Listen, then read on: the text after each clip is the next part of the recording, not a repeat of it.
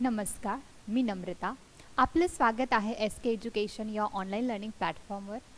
आज आपण मराठी व्याकरणातील शब्दांच्या जाती या घटकातील उपघटक अभ्यासणार आहोत, तो म्हणजे सर्वनाम. या अगोदर आपण नाम हा उपघटक अभ्यासला आहे. यामध्ये नामाचे 3 मुख्य प्रकार पडतात: सामान्य नाम, विशेष नाम आणि तिसरा प्रकार आहे तो म्हणजे भाववाचक नाम. आज आपण सर्वनाम म्हणजे काय, सर्वनामाची व्याख्या समजून घेणार आहोत. तसेच सर्वनामाचे प्रकार देखील आज आपण अभ्यासणार आहोत. चला तर मग समजून घेऊया सर्वनाम म्हणजे काय.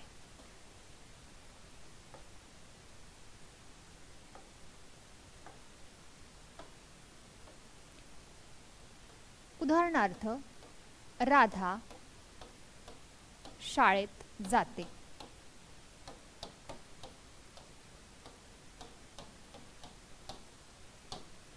राधा अभ्यास करते.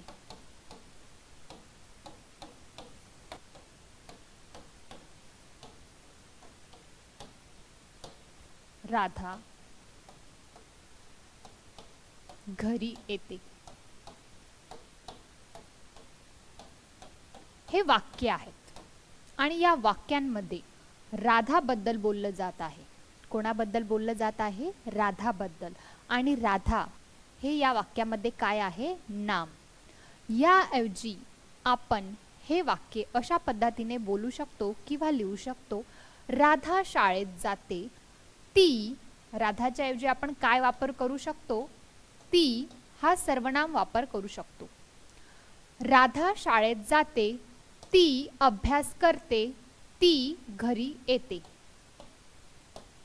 या सर्वनामांचा वापर आपण येथे करू शकतो.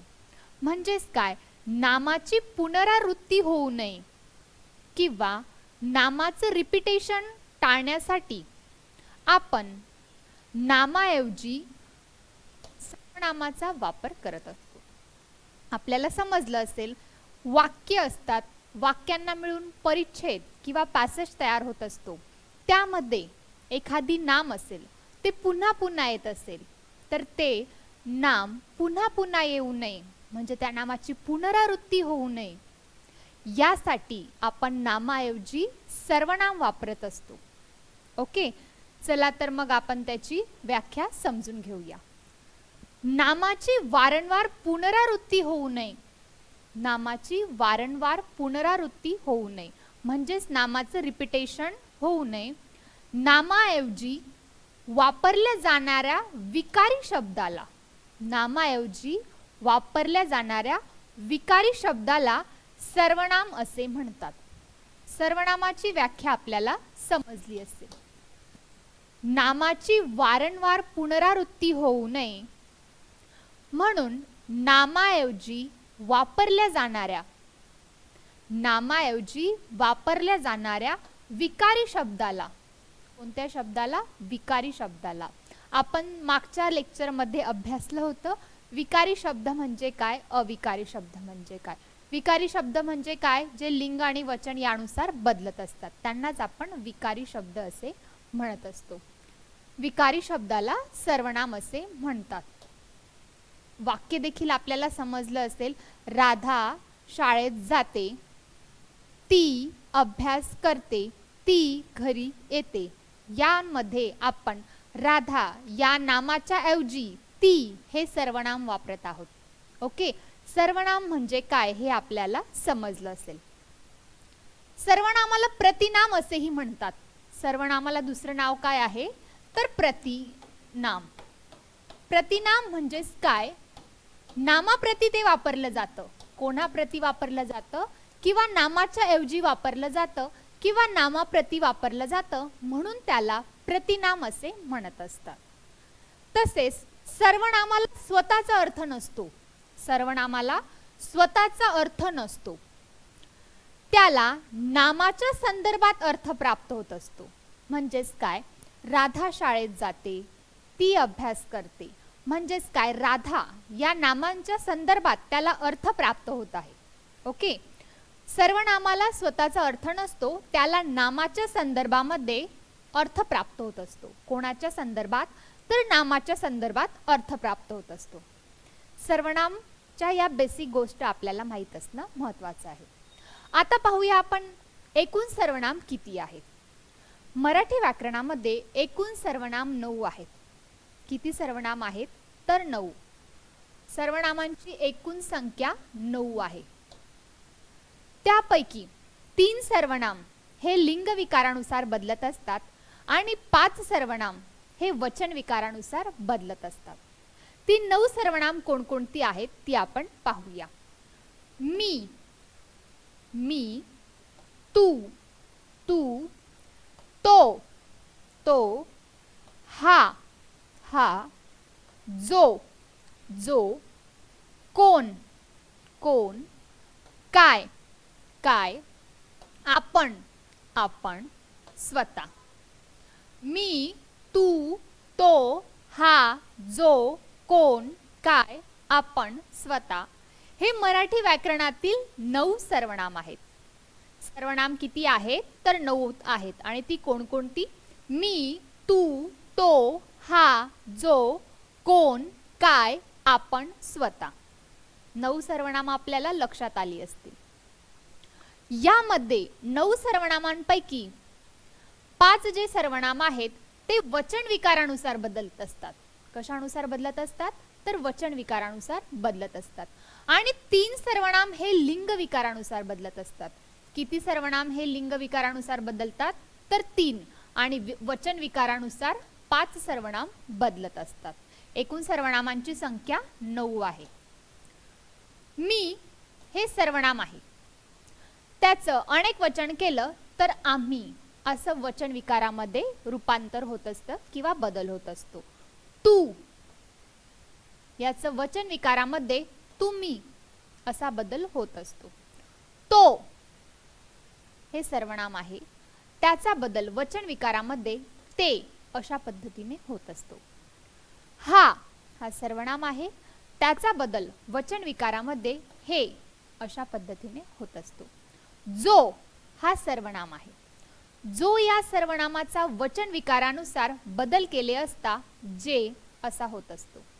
म्हणजेच काय, मीच वचन विकारानुसार बदल आम्ही होतो, तूच तुम्ही होतो, तोच ते होतं, हाचा हे होतं, जोचा जे होतो. मी हा सर्वनाम लिंग विकारानुसार बदलतो का? नाही. तू हा सर्वनाम लिंग विकारानुसार बदलतो का? नाही. तो हा सर्वनाम लिंग विकारानुसार बदलतो का? हो. तो, ती, तो, ती, तो मुलगा, ती मुलगी. ओके. हाच लिंग विकारानुसार बदल होतो का? हो. हाच, ही. निर्जीव वस्तूंसाठी आपण हा, ही हे सर्वनाम वापरत असतो. हा रिमोट. ओके. ही पेन्सिल, म्हणजे पेन्सिल असेल तर ती पेन्सिल. ओके. जो या सर्वनामाचा लिंग विकारानुसार बदल होत असतो तो म्हणजेच जी, जो, जी. मी, तू, तो, हा, जो या सर्वनामांचा बदल वचन विकारामध्ये आम्ही, तुम्ही, ते, हे, जे अशा पद्धतीने होतो.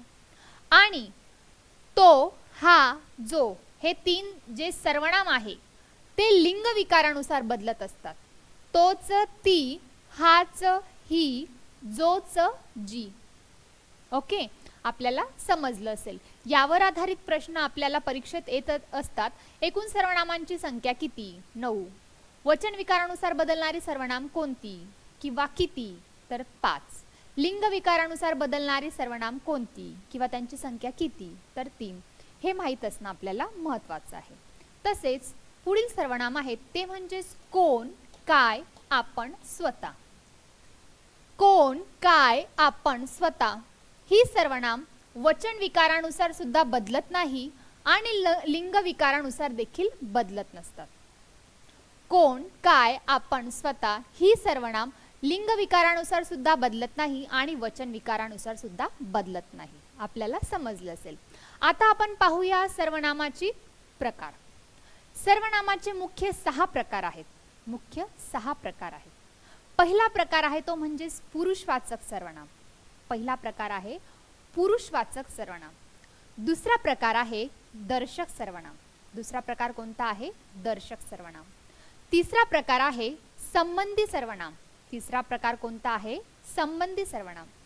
चौथा प्रकार आहे प्रश्नार्थक सर्वनाम. चौथा प्रकार कोणता? तर प्रश्नार्थक सर्वनाम. पाचवा प्रकार आहे अनिश्चित सर्वनाम किंवा सामान्य सर्वनाम. अनिश्चित सामान्य नाम किंवा सामान्य सर्वनाम. आणि सहावा आणि लास्टचा प्रकार आहे तो म्हणजे आत्मवाचक सर्वनाम. कोणता सर्वनाम? तर आत्मवाचक सर्वनाम. आता आपण डिटेलमध्ये त्यांना पाहूया. पहिला प्रकार आहे पुरुषवाचक सर्वनाम. पुरुषवाचक सर्वनाम यामध्ये काय सांगितलेले आहे? तर बोलणारा, ऐकणारा आणि ज्याच्याविषयी आपण बोलत असतो असे 3 भाग पडतात. बोलणारा म्हणजे स्पीकर, ऐकणारा म्हणजे लिसनर आणि ज्याच्याविषयी आपण बोलत असतो तो, त्यालाच पुरुष असे म्हटले जाते. त्यालाच काय म्हटले जाते? पुरुष असे म्हटले जाते. आणि त्यांच्याऐवजी जे नाम सर्वनाम वापरलं जातं, यांच्याऐवजी जे सर्वनाम वापरलं जातं त्यालाच पुरुषवाचक सर्वनाम असे म्हणत असतात. चला तर मग आपण पुन्हा एकदा पाहूया. जगात बोलण्याच्या किंवा लिहिण्याच्या दृष्टीने, बोलण्याच्या किंवा लिहिण्याच्या दृष्टीने 3 भाग पडतात. अ म्हणजे पहिला भाग बोलणारा. पहिला भाग कोणता? तर बोलणारा. दुसरा भाग ब, ज्याच्याशी बोलायचा आहे तो. ज्याच्याशी बोलायचा आहे तो म्हणजेच कोण? तर ऐकणारा. आणि तिसरा भाग क, तो म्हणजेच ज्याच्याविषयी बोलायचा आहे तो. ज्याच्याविषयी बोलायचा आहे तो म्हणजेच काय? आपण प्रत्यक्षात समजून घेऊया. बोलणारा म्हणजे मी आता बोलत आहे तो बोलणारा. ज्याच्याशी बोलायचा आहे तो म्हणजे तुम्ही आता जे ऐकत आहात, ऐकणारा. आणि ज्याच्याविषयी बोलायचा आहे तो म्हणजे आपण कशाविषयी बोलत आहोत? मराठी व्याकरणाविषयी. मग इथे काय येईल? मराठी व्याकरण.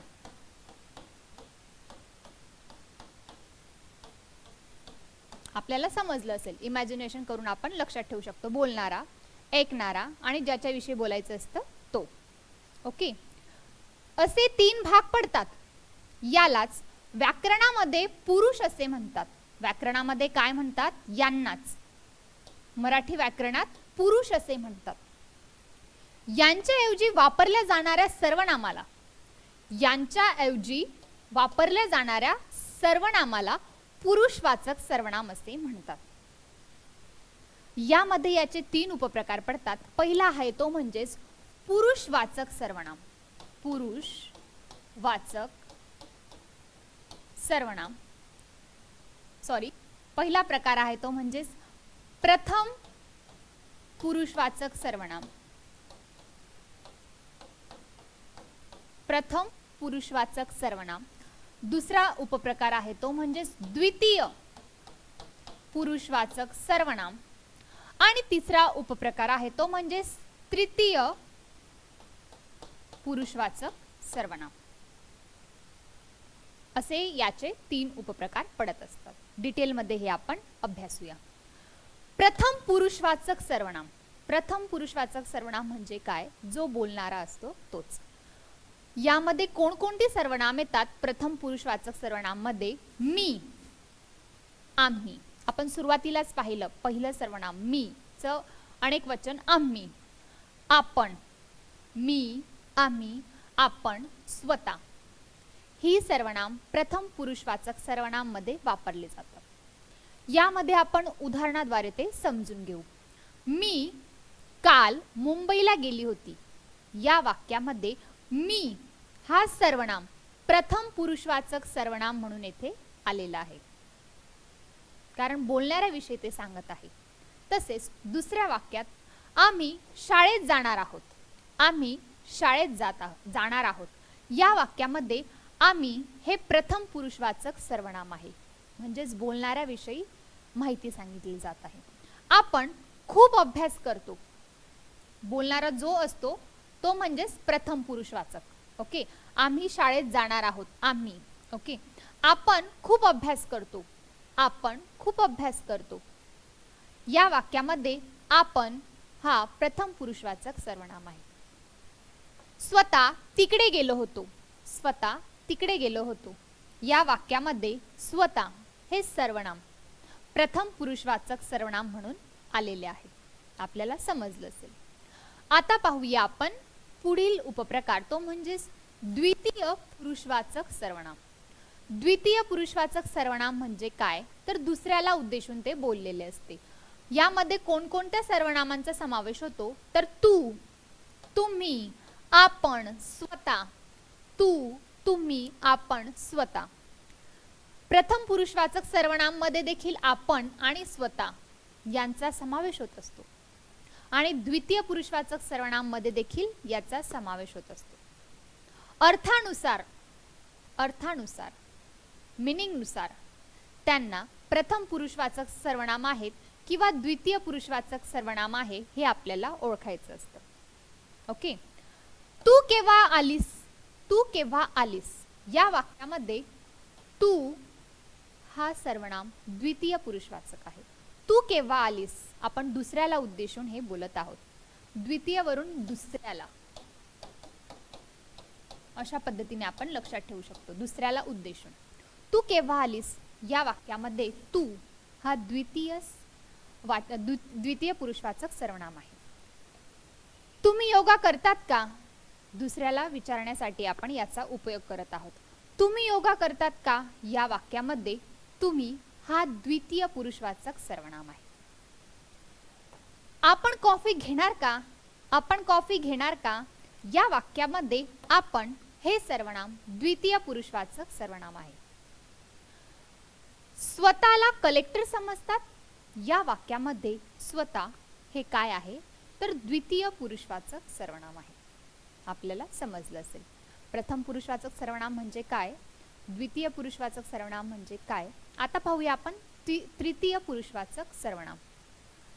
तृतीय पुरुषवाचक सर्वनाम मध्ये कोणकोणती सर्वनाम येतात, ती म्हणजे तो, ती, ते, त्या. तृतीय पुरुष वरून या इनिशियल लेटर वरून आपण तो, ती, ते, त्या असं लक्षात ठेवू शकतो. तृतीय पुरुषवाचक सर्वनाम मध्ये कोणत्या सर्वनामांचा समावेश होतो, तो, ती, ते, त्या. ओके. आता आपण उदाहरण यावर आधारित पाहूया. तो उद्या क्रिकेट खेळायला जाणार नाही. तो उद्या क्रिकेट खेळायला जाणार नाही. आपण ज्याच्या विषयी बोलत असतो त्यालाच तृतीय पुरुषवाचक सर्वनाम म्हणतात. म्हणजेच काय, तो उद्या क्रिकेट खेळायला जाणार नाही या वाक्यामध्ये तो हे सर्वनाम तृतीय पुरुषवाचक सर्वनाम म्हणून आलेले आहे. पुढील उदाहरण पाहूया. ती सध्या काय करते, ती सध्या काय करते यामध्ये आपण तिसऱ्या व्यक्तीबद्दल बोलत असतो. म्हणजेच काय, ती सध्या काय करते हे या वाक्यामध्ये तृतीय पुरुषवाचक सर्वनाम आहे. ते केव्हाच गेले गावाला, ते केव्हाच गेले गावाला या वाक्यामध्ये ते हे तृतीय पुरुषवाचक सर्वनाम आहे. त्या आता मुंबईला राहतात, त्या आता मुंबईला राहतात हे तृतीय पुरुषवाचक सर्वनाम आहे. त्या, कारण आपण येथे जे 3 भाग पडतात त्यापैकी तिसरा जो भाग पाहिला, आपण ज्याच्याविषयी माहिती सांगत असतो म्हणजेच जो पर्सन असतो तृतीय पुरुषवाचक सर्वनाम असतं ते म्हणजेच तो, ती, ते, त्या. ज्याच्याविषयी आपल्याला बोलायचं असतं तो. ओके. तो, ती, ते, त्या. बोलणारा म्हणजेच प्रथम पुरुषवाचक सर्वनाम. दुसरा म्हणजेच द्वितीय पुरुषवाचक सर्वनाम म्हणजेच काय, तर ऐकणारा किंवा ज्याच्याविषयी बोलायचं असतं तो. आणि तृतीय पुरुषवाचक सर्वनाम म्हणजे काय, ज्याच्याविषयी आपल्याला बोलायचं असतं तो म्हणजेच तृतीय पुरुषवाचक सर्वनाम. आपल्याला समजले असतील पुरुषवाचक सर्वनाम कोणते आणि त्यांचे उपप्रकार देखील समजले असतील. आता वळूया आपण पुढील प्रकाराकडे. पुढील प्रकार आहे तो म्हणजेच दर्शक सर्वनाम. नावातच त्याचा अर्थ आहे. जे सर्वनाम जवळची किंवा दूरची वस्तू दाखवण्यासाठी वापरले जातात. जे सर्वनाम जवळची वस्तू किंवा दूरची वस्तू दाखवण्यासाठी वापरले जातात त्यांनाच दर्शक सर्वनाम असे म्हणतात. जवळची वस्तू, उदाहरणार्थ हा रिमोट, ही जवळची वस्तू आहे. तो तारा दूरची वस्तू आहे. म्हणजे दूरचे जे दाखवायचे असतील आपल्याला वस्तू आणि जवळच्या वस्तू जेव्हा दाखवायच्या असतील तेव्हा जवळच्या वस्तू दाखवण्यासाठी आपण कोणते सर्वनाम वापरतो तर हा, ही, हे, ह्या हे 4 सर्वनामांचा आपण वापर करत असतो. हा किंवा ही किंवा हे किंवा हा. उदाहरणाद्वारे हे आपण समजून घेऊ. हा पेन आहे या वाक्यामध्ये हा सर्वनाम दर्शक सर्वनाम आहे.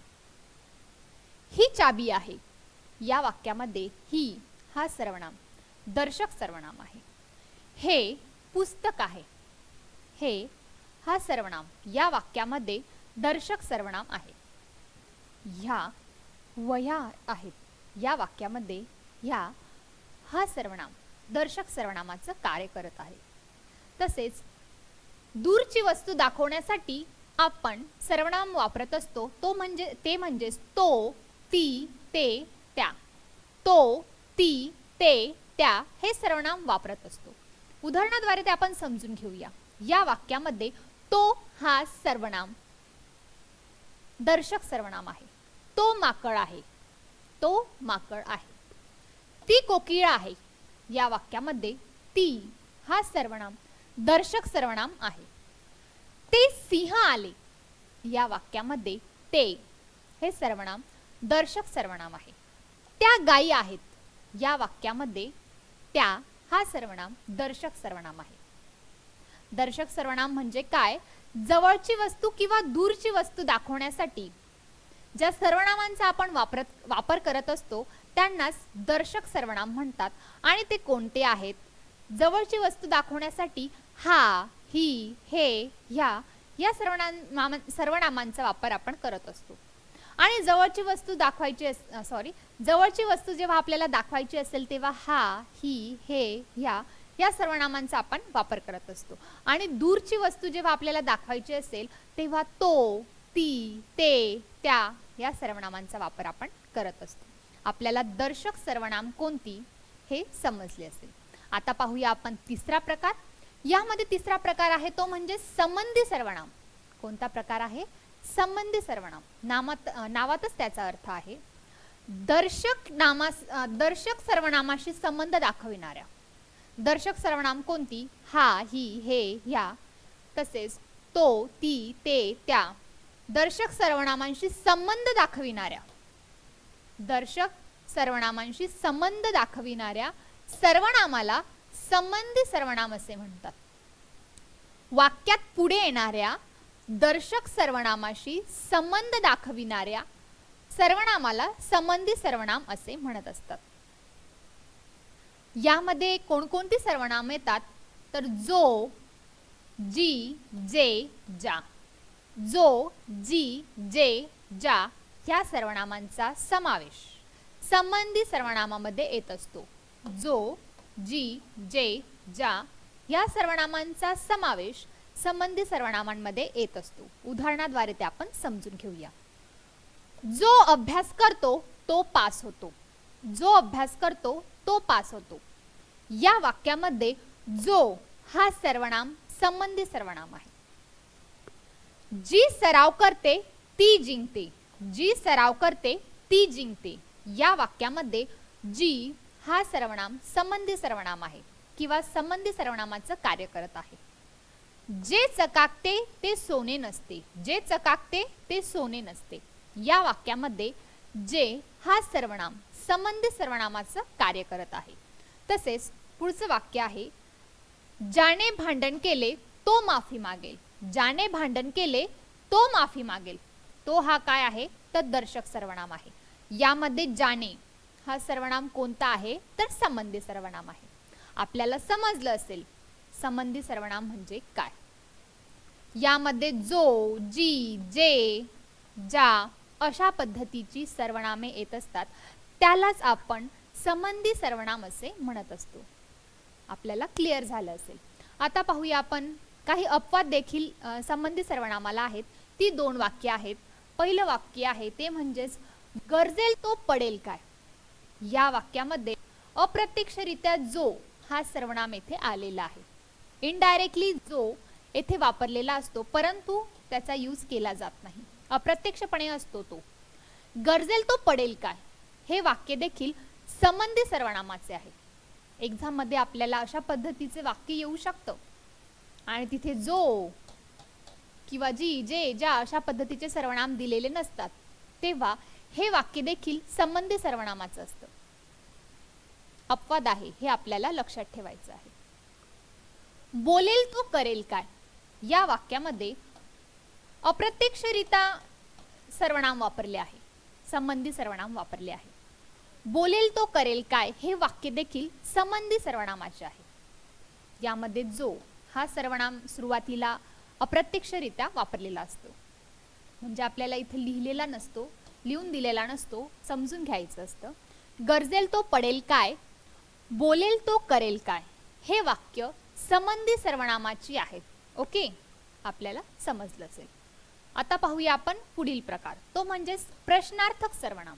चौथा प्रकार आहे सर्वनामांचा, तो म्हणजे प्रश्नार्थक सर्वनाम. प्रश्नार्थक सर्वनाम म्हणजे काय? नावातच त्याचा अर्थ आहे.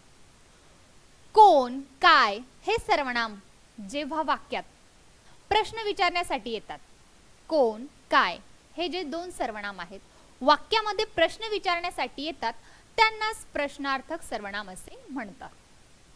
आपण त्याची व्याख्या पाहूया. या सर्वनामाचा उपयोग वाक्यात नामाच्या संदर्भात प्रश्न विचारण्यासाठी उपयोग होतो, त्यास प्रश्नार्थक सर्वनाम असे म्हणतात. प्रश्नार्थक सर्वनाम म्हणजे काय? या सर्वनामांचा उपयोग वाक्यात नामाच्या संदर्भात प्रश्न विचारण्यासाठी होतो, त्यास प्रश्नार्थक सर्वनाम असे म्हणतात. आपल्याला क्लिअर झालं असेल. कोणती आहेत प्रश्नार्थक सर्वनाम? कोण आणि काय ही सर्वनाम प्रश्नार्थक आहे. उदाहरणार्थ, कोण रे तू या वाक्यामध्ये कोण हे सर्वनाम प्रश्नार्थक आहे. पुढील उदाहरण, तुला काय हवे आहे, तुला काय हवे आहे या वाक्यामध्ये काय हा सर्वनाम प्रश्नार्थक सर्वनाम म्हणून वापरलेला आहे.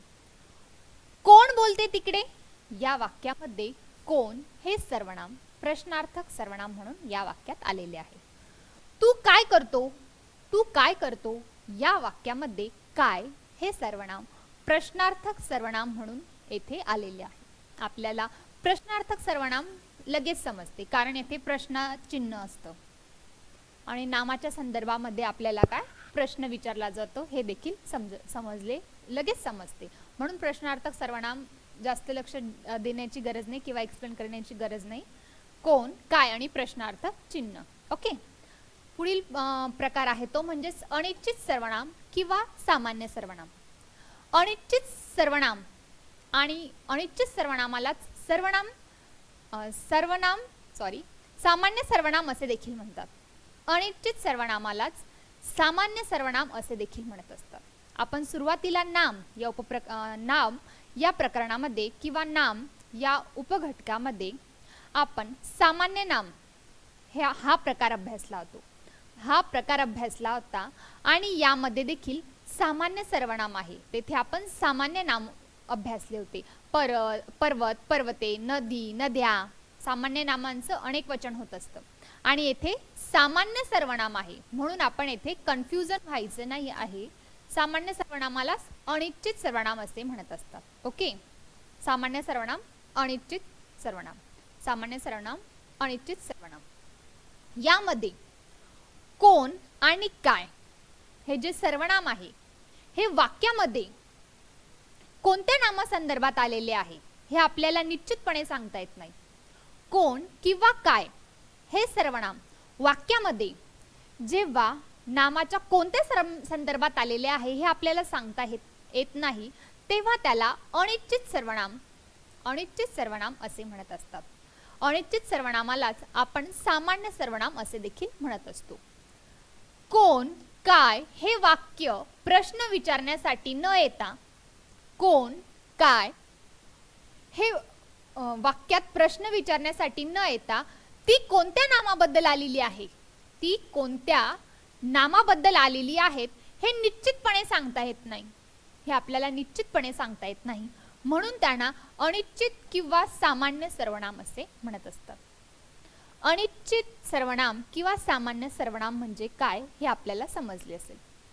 कोण व काय हे वाक्यात प्रश्न विचारण्यासाठी न येता ती कोणत्या नामाबद्दल आलेली आहेत हे निश्चितपणे सांगता येत नाही, म्हणून त्यांना आपण अनिश्चित किंवा सामान्य सर्वनाम असे म्हणत असतो. आपल्याला समजलं असेल. त्यावर आधारित उदाहरण आपण पाहूया. कोणीही कोणास हसू नये. कोणीही कोणास हसू नये या वाक्यामध्ये कोण हा सर्वनाम कोणत्या नामसंदर्भात आला आहे हे आपण निश्चितपणे सांगू शकत नाहीये, म्हणून कोण हा काय आहे, अनिश्चित सर्वनाम येथे आहे. तसेच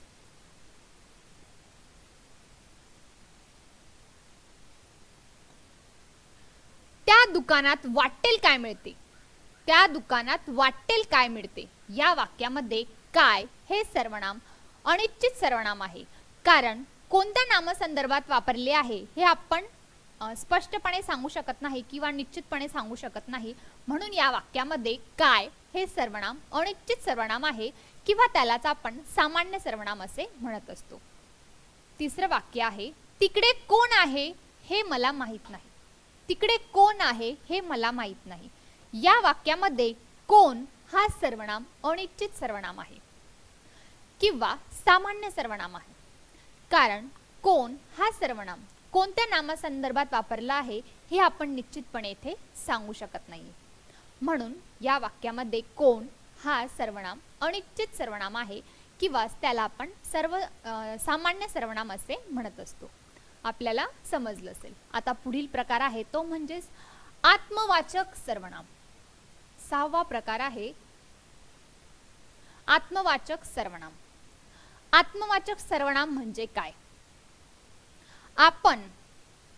आपण या सर्वनामाचा अर्थ जेव्हा स्वतः असा होतो, आपण या सर्वनामाचा अर्थ जेव्हा स्वतः असा होतो तेव्हा ते सर्वनाम आत्मवाचक सर्वनाम असते. तेव्हा ते सर्वनाम आत्मवाचक सर्वनाम असते. यालाच स्वतःवाचक सर्वनाम असे देखील म्हणतात. आत्मवाचक सर्वनामाला दुसरं नाव काय आहे तर स्वतःवाचक सर्वनाम. आपल्याला समजलं असेल. आपण आणि स्वतः यांच्या अगोदर नाम किंवा सर्वनाम वापरले असतील. आपण आणि स्वतः यांच्या अगोदर वाक्यात एखादे नाम किंवा सर्वनाम आले तरच ते आत्मवाचक सर्वनामाचे कार्य करत असते. आपण किंवा स्वतः या सर्वनामांपुढे जेव्हा नाम किंवा सर्वनाम येत असते तेव्हाच ते वाक्यामध्ये आत्मवाचक सर्वनामाचे कार्य करतात. अन्यथा ते पुरुषवाचक सर्वनाम म्हणून वाक्यात कार्य करत असतात. अन्यथा ते पुरुषवाचक सर्वनामाचे कार्य करतात. म्हणजेच काय, आपण आणि स्वतः या सर्वनामांपुढे नाम किंवा सर्वनाम असतील तेव्हाच ते वाक्यामध्ये आत्मवाचक सर्वनामाचे कार्य करतात. आपण किंवा स्वतः या सर्वनामाच्या पुढे म्हणजेच त्यांच्या अगोदर किंवा त्यांच्या बिफोर जर नाम किंवा सर्वनाम नसेल तर ते पुरुषवाचक सर्वनामाचं कार्य करतात. ओके, यावर आधारित उदाहरण आपण पाहूया. मी स्वतः तिला पाहिले. मी स्वतः तिला पाहिले या वाक्यामध्ये स्वतः हे सर्वनाम आत्मवाचक सर्वनामाचे कार्य करत आहे. दुसरं वाक्य, ती आपणहून माझ्याकडे आली. ती आपणहून माझ्याकडे आली या वाक्यामध्ये आपण हा काय आहे तर आत्मवाचक सर्वनाम. याच्या अगोदर मी हा सर्वनाम आलेला आहे. ती हा देखील सर्वनाम आलेला आहे, म्हणून हे वाक्य आत्मवाचक सर्वनामाचे आहे हे आपण सांगू शकतो. पुढील उदाहरण आहे, माणसाचा सर्वात मोठा शत्रू तो स्वतः असतो. माणसाचा सर्वात मोठा शत्रू तो स्वतः असतो. या वाक्यामध्ये स्वतः हा आत्मवाचक सर्वनाम आहे आणि तो हा सर्वनाम त्याच्या पुढे आलेला आहे, म्हणून हे वाक्य आत्मवाचक सर्वनामाचे आहे. पुढील उदाहरण पाहूया. भक्तांनी आपणहून मंदिर बांधले. भक्तांनी आपणहून मंदिर बांधले या वाक्यामध्ये आपणहून हा काय आहे किंवा आपण हा काय आहे तर आत्मवाचक सर्वनाम आहे आणि त्याच्या अगोदर भक्तांनी हे नाम आलेलं आहे. म्हणजेच हे वाक्य आत्मवाचक सर्वनामाचे आहे हे आपण सांगू शकतो. परंतु याला काही एक्सेप्शन आहे किंवा अपवाद आहे, तो म्हणजेच स्वतः मेल्याशिवाय स्वर्ग दिसत नाही हे वाक्य देखील आत्मवाचक सर्वनामाचे आहे. याच्या अगोदर नाम किंवा सर्वनाम आहे का? नाही. तरी देखील हे वाक्य स्वतः मेल्याशिवाय स्वर्ग दिसत नाही हे वाक्य आत्मवाचक सर्वनामाचे आहे. कोणाचं उदाहरण आहे हे? तर आत्मवाचक सर्वनामाचे. स्वतः मेल्याशिवाय स्वर्ग दिसत नाही. ओके, तर अशा प्रकारे आज आपण मराठी व्याकरणातील सर्वनाम हा उपघटक अभ्यासला आहे. शब्दांच्या जाती यामध्ये विकारी शब्द किंवा सव्यय शब्द यामधील आपण दुसरा प्रकार किंवा दुसरा घटक अभ्यासला आहे, तो म्हणजेच कोणता? तर सर्वनाम. पुढील भागामध्ये आपण विशेषण हा उपघटक सुरू करणार आहोत. तोपर्यंत काळजी घ्या. धन्यवाद.